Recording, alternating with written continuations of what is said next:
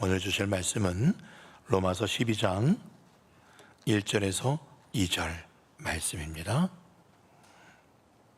우리 한 목소리로 두 절의 말씀을 읽겠습니다. 시작. 그러므로 형제들아, 내가 하나님의 모든 자비하심으로 너희를 권하노니 너희 몸을 하나님이 기뻐하시는 거룩한 산 제물로 드리라. 이는 너희가 드릴 영적 예배니라. 너희는 이 세대를 본받지 말고 오직 마음을 새롭게 함으로 변화를 받아 하나님의 선하시고 기뻐하시고 온전하신 뜻이 무엇인지 분별하도록 하라. 아멘. 어떤 결혼식에 신부의 어머니와 그리고 또 그 늦둥이 딸이 결혼식에 있었습니다. 그런데 이 딸이 이제 시집을 가는데 굉장히 터울이 긴 늦둥이 딸, 6살 난 딸이 결혼식에 왔다 갔다 하는 거예요. 그래서 이 결혼식을 처음 보는 이 딸이 엄마한테 묻습니다. 엄마, 지금 언니가 저 앞에 서서 뭐 하는 거야? 그랬더니 엄마가 대답합니다. 결혼하는 거야. 결혼이 뭐야? 그랬더니 이 엄마가 이 늦둥이 딸한테 말합니다. 지금 저기 서 있는 남자 신랑이라고 하는데 저 신랑하고 지금 언니가 특별하게 이제 앞으로 사랑하고 위해주면서 행복하게 지내게 되는 거, 이게 바로 결혼이야. 그랬더니 막내가, 이 막둥이 늦둥이가 엄마한테 이런 말을 합니다. 그러니까 엄마는 아직 결혼을 못한 거구나. 이해를 잘 못하신 것 같습니다. 이 늦둥이 딸이 보기에는 이 엄마가 설명한 이 결혼, 행복한 결혼을 설명했는데 막상 엄마가 집에서 지내는 거 보니까 아빠랑 별로 진짜 결혼다운 결혼을 하지 않는 거예요. 웃지 않은 거 보니까 이게 지금 여러분의 지금 모습인 것 아니죠? 무슨 이야기입니까? 아는 거하고 사는 거하고는 다르다는 거죠. 여러분, 로마서 말씀이 이제 완전히 새로운 국면으로 바뀌게 되는 그 시작점에 와 있습니다. 지난 1장부터 11장까지는 구원에 관한 교리를 쭉 설명을 했었습니다. 이제 12장부터 남은 16장까지는 어떤 설명이냐면 구원에 대한 설명을 들었다면 이제 그 구원받은 자의 삶이 어떠해야 되는가라는 설명을 이제부터 하게 되는 겁니다. 쉽게 말해서 앞에 11장까지 지난주까지는요, 집의 터를 기초를 이제 튼튼히 닦아놨어요. 이제 뭘 하면 되느냐? 오늘 말씀부터는 집을 어떻게 하면 잘 지을 것인가에 대한 실제적인 이야기를 할 것입니다. 그 시작 단어가 1절에 뭐라고 시작해요? 그러므로 라고 시작을 합니다. 그렇죠? 1절에 그러므로. 복음을 듣고 이제 구원을 받았으면 구원받은 자의 삶이 있어야 된다, 그 이야기를 하고 있는 거예요. 여러분, 토니 와그너라는 교육 전문가가요, 이런 말을 했습니다. 세상은 당신이 무엇을 알고 있는지는 관심이 없다. 오로지 당신이 아는 것으로 무엇을 할 수 있는가, 그것에 관심이 있다는 거예요. 당신이 뭘 많이 알고 있는지 관심 없어요. 그 아는 것으로 무엇을 보여줄 수 있는가, 그것에 관심이 있다는 거예요. 그렇습니다. 우리가 알고 있는 진리, 이 성경 지식, 세상 사람들은 그거 별로 궁금해하지 않아요. 근데 예수 믿는다며? 그러면 예수 믿는 삶을 한번 보여달라는 거예요. 너의 삶을 통해서 너네가 뭘 믿는지 알겠다라는 거죠. 여러분, 오늘날 많은 사람들이 예수님을 만났다고, 예수 믿으니 너무 좋다고 말은 해요. 그런데 삶에는 변화된 게 별로 없어요. 열매가 별로 없어요. 여러분, 구원받는다고 할 때는 우리의 영혼만 구원받는 게 아니에요. 우리의 삶도, 우리의 생활도 구원받아야 된다라고 말씀하고 있습니다. 그런데 현실은 그렇지 않습니다. 내가 알고 있는 진리와 내가 지금 그 진리를 사는 것과는 참 갭이 있어요. 딱 맞으면 좋겠는데 진리는 굉장히 높은데 내 삶은 그것까지 못 따라가는 것 같아요. 그렇죠? 단적인 예가 텔레비전 틀면은 유명한 기업가예요. 크리스찬 기업가예요. 그런데 불법을 저질러요. 그리고 저 연예인 하나님께 영광 돌립니다라고 수상소감을 말했던 연예인인데 구설수에 올라요. 그런 사람들 얘기하지 않아도 너무나도 쉽게 교통법규 하나 잘 지키지 못하는 저와 여러분들, 분명히 주님 우리에게 빛이라고 소금이라 그랬는데 우리 삶 속에서는 불법을 저질러요. 이걸 두 글자로 모순이라고 합니다. 물론 그렇지 않은 정말 훌륭한 그리스도인들도 많이 있습니다. 그런데 그런 그리스도인들 말고요, 저와 여러분들이 오늘 이 자리에 나왔지만 여기 화면에 우리의 일주일 시간 나누어서 모든 걸 이 화면에다가 다 띄워준다면 여러분, 주님으로부터 칭찬받을 일이 많을까요? 아니면 주님의 마음을 아프게 하는 일이 더 많을까요? 아마 저도 후자일 것 같습니다. 여러분, 원인이 뭘까요? 그러므로의 삶이 없기 때문에 그렇습니다. 여러분, 1장부터 11장까지 우리가 아주 세밀하게 살펴보면서 우리가 받은 구원이 얼마나 정말 값없이 무조건적으로 조건 없이 자격 없는 자에게 주시는 예수님의 목숨값인 이 구원, 얼마나 분에 넘치는 사랑인지 측량조차 할 수 없는 그 은혜를 살펴보았습니다. 그렇다면, 그런 놀라운 은혜를 받은 사람이라면 그런 구원을 받은 자답게 그런 삶이 있어야 된다는 건데, 여러분 어떻습니까? 이제부터 살펴볼 로마서 말씀은요, 저에게도 가슴 찔리고 여러분들에게도 가슴 찔리고 그런 말씀일 것입니다.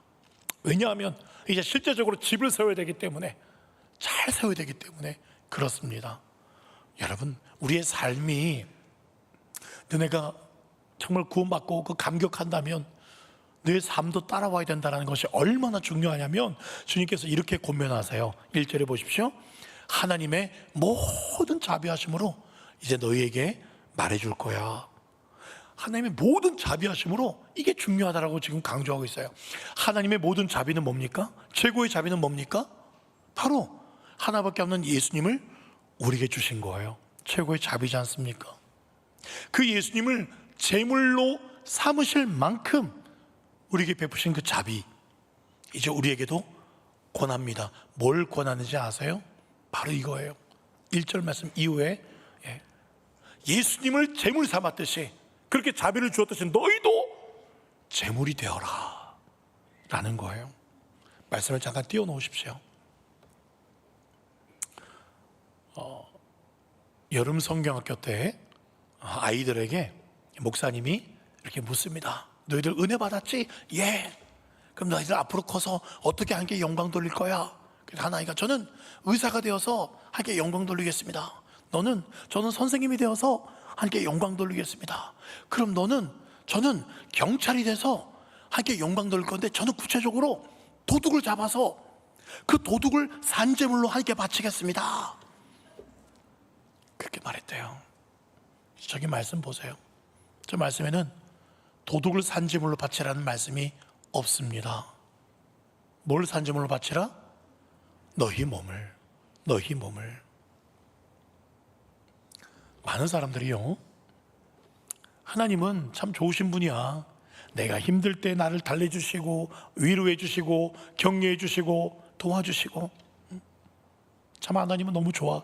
그런데 나는 내 삶을 하나님께 드릴 마음은 없어. 하나님은 나에게 많은 걸 주시는 분이지만 나는 내 삶을 주님께 드리고 싶지는 않아. 여러분, 미운 사람 용서가 잘 안 돼요. 그렇죠? 계속 죄짓고 위선적인 생활이 못 벗어나고 있어요. 늘 또 넘어집니다. 여러분, 왜 이런 다람쥐 쳇바퀴 하는 이런 패턴, 왜 우리는 예수님을 닮아가야 되는데 그러지 못할까? 왜 이걸 못 벗어날까요? 왜 하나님은 내 삶을 통해서 일하지 못할까요? 이유는 하나입니다. 내가 내 삶을 드리지 않기 때문에 그래요. 내 삶의 주도권을 주님께 드리지 않기 때문에, 그러니까 주님도 나를 통해서 일하실 수가 없어요. 우리는 늘 주님께 받고만 싶어요. 은혜 받고 위로 받고만 싶어요. 근데 우리에게 주님께 드리기는 싫어요. 내 시간, 내 마음의 생각, 내가 중요하게 생각하는 것, 이거는 안 돼요. 이거는 양보 못합니다, 주님.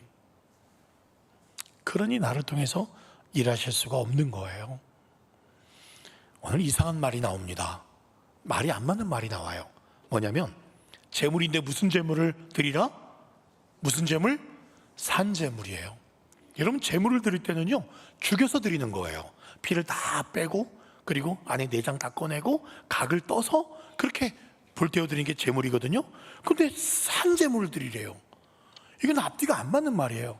마치 커피숍에서 주문할 때 저는 뜨거운 아이스 아메리카노 주세요, 이렇게 말하는 거 똑같아요.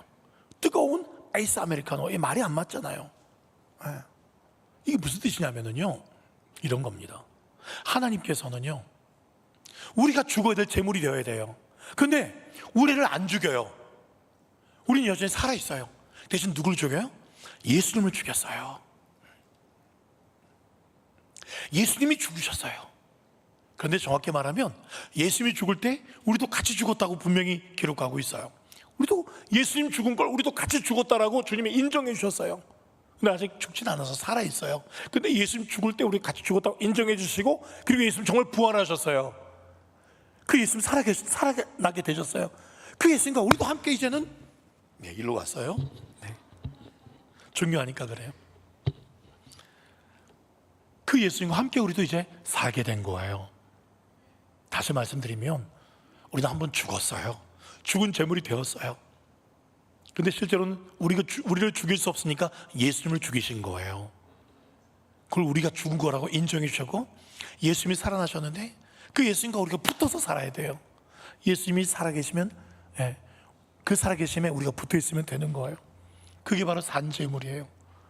그러면 내 삶이 산재물인데 내가 살아야 되는 거예요? 예수님이 살아야 되는 거예요? 예수님이 살아야 되는 거예요. 내 삶에 나는 여전히 죽어있고 예수님, 살아계신 예수님과 붙어서 예수님이 사신 존재로 사는 것, 이게 바로 산재물이에요. 여러분, 그러니 우리가 구원받아서 주님의 것이 되었다면 우리의 몸으로 움직이는 모든 생활 영역을 하나님이 기뻐하시는 그런 제사의 삶이 되게 하라, 그런 뜻이 산제사의 삶이라는 겁니다. 그래서 이것을 또 다른 말로 표현하고 있어요. 이 살아있는 제사의 삶을 1절 끝에는 뭐라고 표현하고 있습니까? 이는 너희가 드릴 뭐라고요? 영적 예배다 라고 말씀하고 있어요. 영적 예배, 주일날만 드리는 게 아니라 삶에서도 예배의 삶을 살아라는 거죠. 제 아내가 운전을 배운 지 얼마 되지 않았을 때입니다. 제 아내가 운전 잘하는지 제가 조수석에 타서 이렇게 이제 따라가는데, 근데 아내가 앞에 있는 신호등을 좀 통과하려고 서둘렀어요. 서둘 필요가 없는데 괜히 서둘러가지고 그 신호 끝나기 전에 통과하려고 서두르다가 하마터면 옆 차선에 버스와 이렇게 부딪힐 뻔한 거예요. 옛날에 너무 놀래가지고 제가, 이 사람아, 응? 당신 운전이 조금 늘었다고 점점 급해지고 있다고, 운전은 절대 급하면 안 된다고, 응? 이 사람 큰일 나겠다고 제가 막 뭐라 했어요. 그랬더니 아내가 저보고 뭐라 그러냐면, 당신은 맨날 그래요, 맨날. 제가 되로 주고 말로 받았습니다. 제 삶은 그렇지 못했다는 거예요. 여러분, 혹시 과거에는 이런 적이 있었다는 걸 제가 글을 통해서 봤는데요, 아주 옛날에는요, 신방을 목사님들이 이렇게 했대요. 암행신방, 암행어사처럼 몰래 갑자기 성도님 집에 급습해서 성도님의 삶을 어떻게 살고 있나 이렇게 하는 신방이 있었다 하더라고요. 그래서 여전사님을 데리고 집집마다 암행 신방을 하는데, 불시에 성도의 집에 갔을 때 집의 상태를 봅니다. 집에 막 너저분하고 막 부엌에 막 설거지가 쌓여 있고 막 더럽고 그러면 목사님이 그 성도에게 이런 명령을 내립니다. 당신은 자기 집도 깨끗이 하지 못하는데 어떻게 추회를 합니까? 그러면서 교회 봉사 6개월 금지령 그런 걸 내렸다 그래요. 그러면서 목사님이 그 성도에게 합니다. 살림 사는 것도 예배입니다 라고 그렇게 선포했다는 기록을 제가 보았어요. 여러분, 그렇다고 여러분 교회 봉사하지 않으려고 일부러 청소 안 한 상태에서 저를 신방 부르거나 그러지 마시기 바랍니다. 여러분, 예전에 제가 초등부를 같이 섬기던 한 여집사님이 계셨어요. 그분이 예수 믿은 지 얼마 안 되신 분이셨는데 그 남편분은 안 믿는 분이셨어요. 남편분이 스카이 사다리차 있죠? 그걸 하시는 분이셨어요. 근데 그때 제가 섬기던 그 교회 아주 옛날 건물이에요. 교회 꼭대기 저 끝에 열지 않는 창문이 있어요. 근데 예배 시간마다 항상 뭐 새소리가 들리는 거예요. 그래서 예배 때마다 이게 도대체 어디서 새소리가 나나 아무리 둘러봐도 안에서는 안 보여요. 그래서 한 날 밖에 나가서 딱 쳐다보니까 정말 저 끝에 제일 꼭대기 층에 안 여는 그 창문 밖에 새 집이 보이는 거예요. 그래서 이거 빨리 목사님이 철거하라 그래가지고 갔더니 이제 황조롱이라는 그런 새가 있어요. 그 새가 이렇게 창문 틈에 껴서 집을 짓고 이 새끼들이 있는 거예요. 그래서 이제 그 선생님 남편분을 불렀죠. 이왕이면 아는 분 이제 사례를 드리려고 이제 그래서 저도 같이 스카이 사다리 차 타고 같이 이렇게 올라갔거든요. 엄청 무섭더라고요. 그리고 황조롱이와 그 새끼들을 잘 이렇게 꺼내가지고 이제 다른 곳에 이렇게 빼고 그 새 집은 제거를 했습니다. 이제 그리고 그 남편분도 집에 가셨어요. 그 선생님, 여선생님이 계시길래 교회에서 이제 사례비를 드리려고 합니다. 근데 일단 다음에 받겠다는 거예요. 그리고는 제가 다음에 또 물었어요. 그 얼마 드리면 될까요? 그랬더니 안 받겠다는 거예요. 보통 여러분 스카이차 한번 부르면요, 한나절에 50만 원, 뭐 한 건 이런 거 하더라도 30만 원 이상을 부릅니다. 근데 안 받겠다는 거예요. 제가 왜 안 받습니까, 집사님? 그랬더니 이 집사님 그러시는 거예요.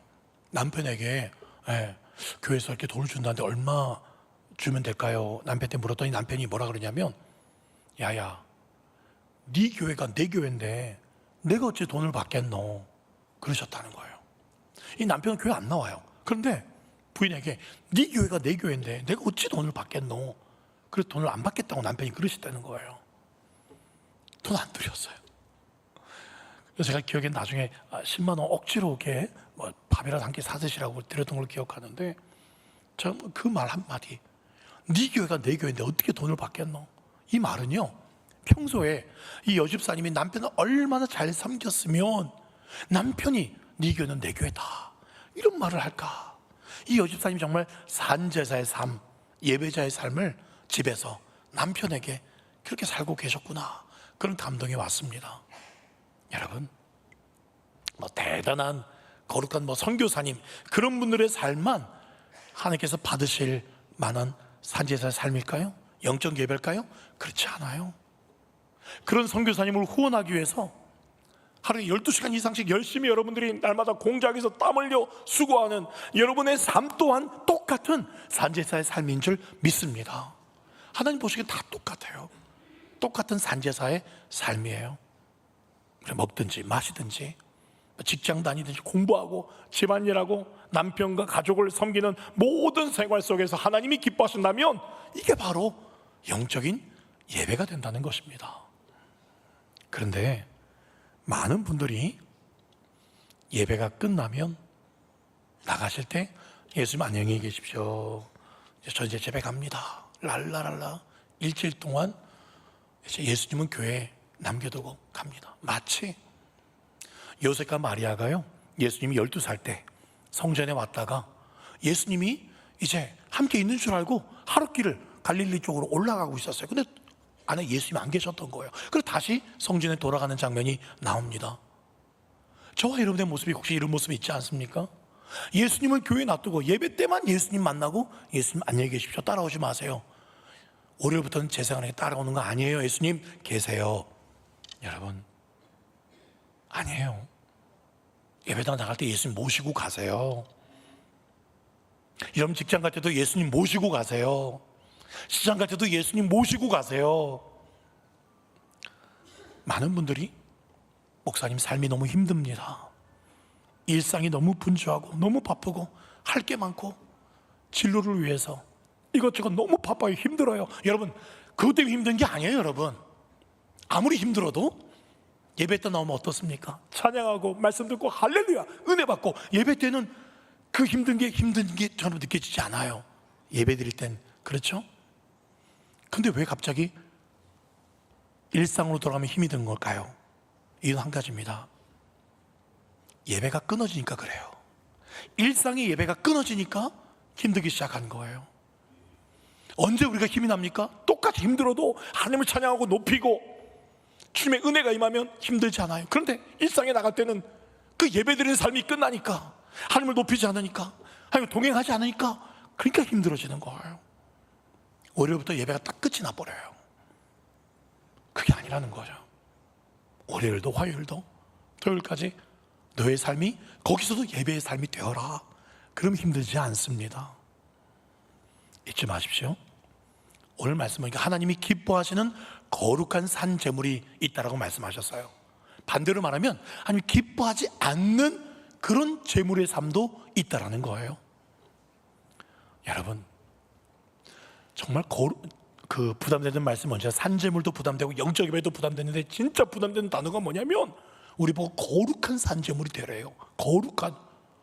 우리는 거룩하지 않아요. 이 거룩이라는 단어는 하나님께만 쓰이는 단어입니다. 근데 우리 보고 산제물도 부담스럽고 영적 예배도 부담스러운데 거룩하기까지 하래요. 우리는 못해요. 할 수 없어요. 그런데 여러분 구약 말씀에 보면은요 성막 있잖아요. 회막. 성막을 사람이 만들었어요. 그렇죠? 사람이 그 안에 출입을 합니다. 죄가 있는 사람이 그 성막에 출입해요. 그런데 그 성막이 사람이 만들었고 더러운 사람이 출입하는데 그 성막이 거룩해진다라고 말씀하고 있어요. 언제 성막이 거룩해진지 아십니까? 바로 하나님이 임재하실 때입니다. 마찬가지예요. 우리의 삶, 우리의 성막 같은 삶에 여전히 죄가 있고 여전히 부족해도 그 우리의 삶이라는 성막에 하나님 거룩해서 하나님이 임재하시면 거룩한 산제물의 삶을 살 수 있는 겁니다. 그러니까 나와 함께 죽으시고 나와 함께 사신 그 예수님이 거룩하신 예수님이 내 일주일 삶 가운데 어떻게 하나 그 거룩하신 주님이 함께 가면 그럼 내 삶도 거룩한 산제물이 될 수 있는 거예요. 내가 노력이 아니라 내가 뭐 착한 일 해서가 아니라 거룩하신 주님이 나와 함께 하시면 그럼 내 삶이 거룩한 산제물이 되는 거예요. 어렵지 않죠. 그 주님 모시고 다니면 되는 거예요. 나아가 진정한 영적 예배의 삶은 무엇인가? 2절에서 이렇게 말씀합니다. 같이 읽어볼까요? 시작.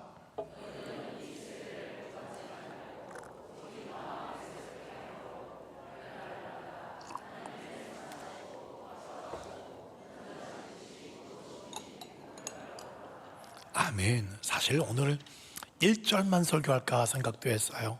1절 하나 가지고도 한 10편을 설교할 수 있습니다. 단어 하나하나가 너무 중요하고.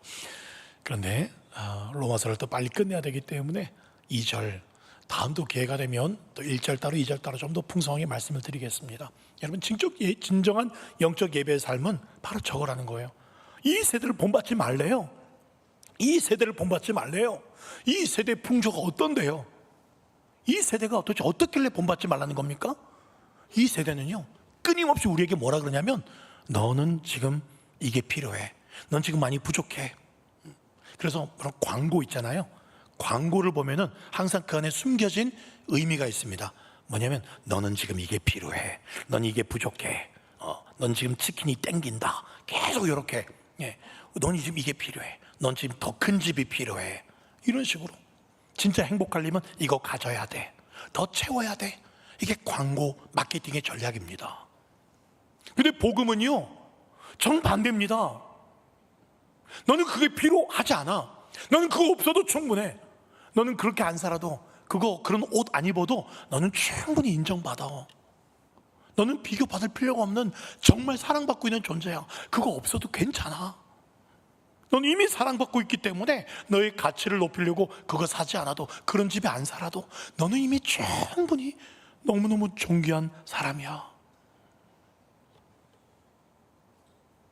이미 주님이 너를 용납해 주셨고 주님이 너를 기뻐하시는데, 굳이 너 더 예뻐지려고, 굳이 너 그런 거 막 가지고 또 나도 이런 거 있다, 나도 이런 집에 산다, 그런 거 안 해도 돼. 복음은 그렇게 말합니다. 여러분, 내가 어떤 사람이냐, 무엇을 가졌느냐, 그보다 더 중요한 게 뭔지 아십니까? 내가 어디에 속해 있느냐, 그게 중요한 겁니다. 여러분, 주기도문 외울 때마다 어떤 느낌이 드세요? 참 신기한 경험을 했어요. 오늘 새벽에 늘 우리가 새벽 기도회를 시작할 때는 제 주기도문으로 시작하거든요. 늘 외우는, 늘 이렇게 앵무새처럼 말하는 그런 주기도문이 너무 새로워서 갑자기 제 뒤통을 딱 때리는 것 같았어요. 바로 첫 구절이었어요. 하늘에 계신 우리 아버지. 하늘에 계신 우리 아버지 하는데, 이 아버지라는 단어가요, 얼마나 감격적으로 와닿는지 몰라요. 물론 제 육신의 친부도 살아 계십니다만은, 오늘 새벽에 하나님이 내 아버지가 되신다. 그래서 인사할 때 제가 그렇게, 살아계신 하나님이 당신의 아버지십니다 라고 인사한 거예요. 진짜 내게 아버지가 계신다. 그것도 최고의 아버지가 계신다. 그 하나님이 살아계신다. 나를 사랑하신다. 나를 기뻐하신다. 그 생각이 막 너무 감격이 돼가지고 막 새벽에 막 가슴이 막 너무너무 뛰었어요. 여러분, 그래도 아버지가 있어도, 그래도 하나님, 저 사람이 갖고 있는 저거 부럽습니다, 저도 저거 좀 갖고 싶어요, 여러분, 그런 생각이 들 수가 있어요. 사람이니까요. 여러분, 만일 여러분도 세상 것이 어떤 게 부럽거나 뭐가 되고 싶거나 그런 생각이 들면, 여러분 조금만 더 눈을 열어보십시오. 여러분, 세상들 갖고 있는 뭐 금팔찌, 금시계, 무슨 뭐 엄청난 비싼 시계, 뭐 집, 여러분, 그거는요, 우리가 금방 가게 될 천국에 널린 게 금이고, 최고의 집이 천국에 준비가 되어 있습니다. 별 안 와닿습니까? 늘 제가 단골로 말씀드린 것은 진짜예요. 여러분, 심장이 언제 멈출지 몰라요. 언제 제 허파에 숨이 멈출지 몰라요. 1시간 뒤를 모르잖아요. 그러니까 정말 우리의 다음 생은 한 걸음 차이예요. 바로 한 걸음 옆에 천국이 준비되고 있어요. 바로 그 천국이, 세상 사람이 그렇게 가지고 싶은 모든 것들이 이미 천국에 차고 넘칩니다. 넘쳐요. 제발 바로 옆에 있는 그 천국을 좀 보십시오. 바로 위에 있는 천국을 보세요. 1996년 TV 프로그램 중에 이경규가 간다, 이 몰래 카메라의 전신이죠. 약 30년 전에 기억이 나실 거예요. 양심냉장고, 그래가지고 새벽에 한 4시쯤에 신호, 지금은 뭐 카메라들, CCTV가 다 달려있지만, 속도계가 다 달려있죠. 근데 30년 전에는 도로마다 거의 없었어요. 그러니까 새벽 4시에 신호가 걸려도 차들이 그냥 쌩쌩 달리고 있었어요. 그래서 그 중에 누가 신호를 지키는가, 그 사람에게 이제 양심 냉장고를 선물로 주던, 아마 기억하시는 분들이 계실 겁니다. 근데 대다수 차들이 다 그냥 신호를 무시하고 가요. 도저히 제작진이 없다, 이번 주에는 없다, 철수하려고 하는데, 그때 딱 티코, 그때 가장 작았던 차죠, 티코 차가 신호 앞에 딱 서는 거예요. 그 앞에, 그 선 바로 뒤에 정확하게 선 거예요. 횡단보도 앞에. 그래서 신호가 바뀔 아침에 제작진이 얼른 뛰어가고 그 티코를 붙잡습니다. 그리고 똑똑해서 창문을 열었더니 뇌성마비 장애인들이었습니다. 부부였어요. 새벽 기도를 가는 중이었습니다. 이 장애인 부부에게 이 제작진이 묻습니다. 이거 다들 지나가는데 어떻게 이 신호를 지킵니까? 라고 물었더니, 이 뇌성마비 약간 불편한 입으로, 우리는 매일 신호를 지킵니다, 그렇게 말한 거예요. 그 한마디가 그 프로그램을 살려버렸어요.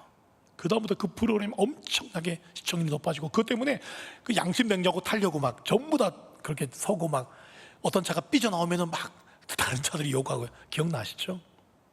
그 뇌성마비 장애는 매일 새벽기도 가면서 우리는 교회 가서만 예배드리는 게 아니라 이 도로 위에서도 산지사의 삶, 영적 예배의 삶, 우리는 매일 신호를 지킵니다. 이런 분들이 있는 반면에 또 어떤 권사님은 시골에서 새벽기도 마치고 은혜 받고 돌아가는 길에 남의 집에 수박 하나 뽑아가면서 할렐루야 하면서, 여러분, 내 힘으로 내 마음을 새롭게 변화를 받을 수 있을까요? 세상은 그렇게 말해요. 노력해봐, 할 수 있어. 할 수 있어, 조금만 힘내봐. 그런데 복음은 우리에게 그렇게 말하지 않아요. 너는 안 돼, 너는 가망이 없어, 너는 못해. 그러나 너는 못하지만 너와 함께 하시는 주님은, 너와 함께 하신 주님이 너를 하게 하실 거야. 너를 변화시켜 주실 거야. 할 수 있어. 주님 때문에 너는 할 수 있어. 이게 복음이에요. 근데 여러분, 자세히 말씀 보세요. 너도 새롭게 함으로 변화를 해, 변화 좀 해봐가 아니에요. 2절 말씀 뭐라고 기록하고 있습니까? 오직 마음을 새롭게 함으로 변화를 받아. 수동태입니다. 네 힘으로 하는 게 아니라 누구의 도움을 받으면 너도 변화가 될 수 있다는 거예요. 저기 변화라는 단어가요, 메타모포시스라는 헬라어인데 어떤 뜻이냐면, 당장 짠 하고 완전히 슈퍼맨처럼 아주 거룩한 사람처럼 짠하고 변화되는 변화가 아니고요, 애벌레가 나비가 되듯 변화하는 겁니다. 다시 말해서 시간이 걸려요. 과정이 있습니다. 한 번에 변하는 게 아니라 그렇게 점점 변화간다는 거예요. 잘한다는 거예요. 그래서 에베소서 4장 15절에 이렇게 말합니다. 읽어봅시다. 시작.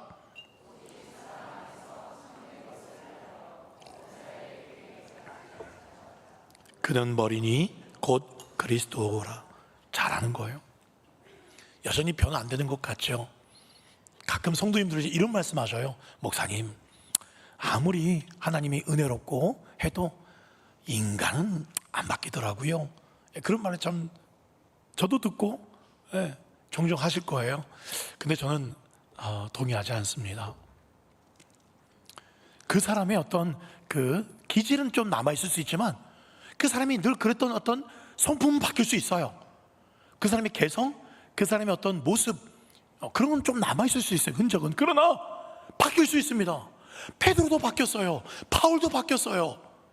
바뀌었습니다. 야곱도 바뀌었어요. 그 지금 우리가 금요일마다 살펴보고 있는 그 형들도 바뀌었어요.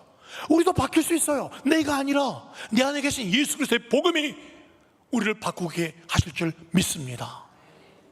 그렇습니다. 그래서 내 힘으로 안 되니까 에스겔 36장 26절에 이렇게 말씀합니다.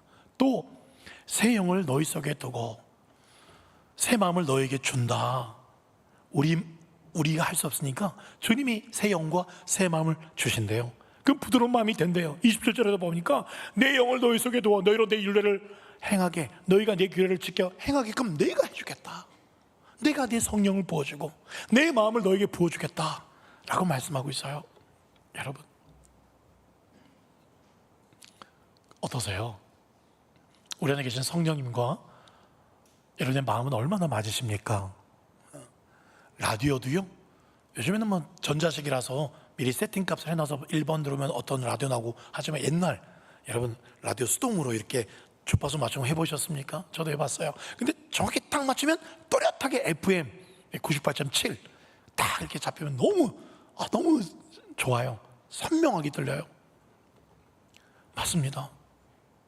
그처럼 맞춰줘야 돼요. 남녀도요, 서로 마음이 맞아지면 갑자기 음악이 들려요. 떼레떼떼 떼레떼떼. 마음이 맞아지면, 눈이 맞아지면, 늘 보던 잠이었는데 어느 날 또 눈이 새롭게 서로 맞아지는 거예요. 또 늘 대화하던 잠이었고 형제였는데 오늘 말이 딱 통해요.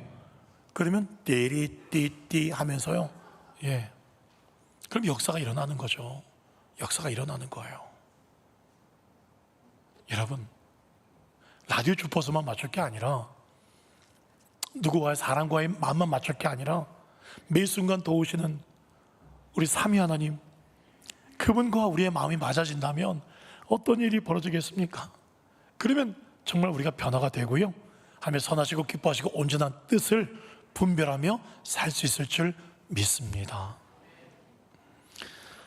마지막으로 그 성령의 도우심을 받는 방법만 말씀드리고 말씀을 맺겠습니다. 간단해요. 그 성령님의 도우심 받아야 우리가 변화될 수 있는데, 그럼 어떻게 그 성령님의 도우심을 받을까요? 디모데전서 4장 5절 말씀 시작. 그렇습니다. 간단해요. 말씀과 기도예요. 여러분, 지금 우리는요 얼마나 많은 것들에 노출되어 있는지 몰라요. 유튜브, 텔레비전, 요즘에 또 월드컵, 얼마나 우리 눈과 귀를 즐겁게 하는 것들이 너무나 적어놓죠. 넷플릭스, 디즈니 플러스. 정말 우리는 너무 많은 세상에 노출되어 있어요. 얼마든지 죄를 저지르고 넘어지고 노출되어 있어요. 그런데 여러분, 그에 비해서 우리의 은혜 받는 데는 노출되는 시간이 너무 적어요. 겨우 예배 때 와가지고 한 30-40분 설교 듣고 돌아가는 것. 그래서 일주일 동안은 은혜에 노출되는 게 아니라 세상의 다른 것들에 노출되면 어떻게 여러분 이기겠습니까? 정말 그런 교회가 있다면 일주일에 딱 한 번만 설교 듣고 나는 이길 수 있다, 여러분, 그런 교회가 어디 있겠어요? 없어요. 여러분, 30-40분 설교 듣고 1시간 예배 드린다고 해서 이 누에가, 애벌레가 나비가 되지 않습니다. 정말 변화가 되려면 일주일 동안도 계속 말씀과 기도해요. 말씀 읽을 때 성령님을 만날 수 있어요. 말씀 읽을 때 예수님이 만날 수 있어요. 기도할 때 주님의 음성을 들을 수 있어요. 그러면서 그 은혜의 노출을 계속 받으셔야 돼요. 찬양도 많이 들으십시오. 그 은혜에 계속 여러분을 노출시키십시오. 그러면서 우리 속사람이 변화가 되는 겁니다. 그러면 규칙적으로 말씀 읽고 규칙적으로 기도하는 거 너무너무 중요해요. 그렇게 하는 게 뭐냐면, 그렇게 하는 것이 바로 히브리서 말씀처럼 4장 16절입니다.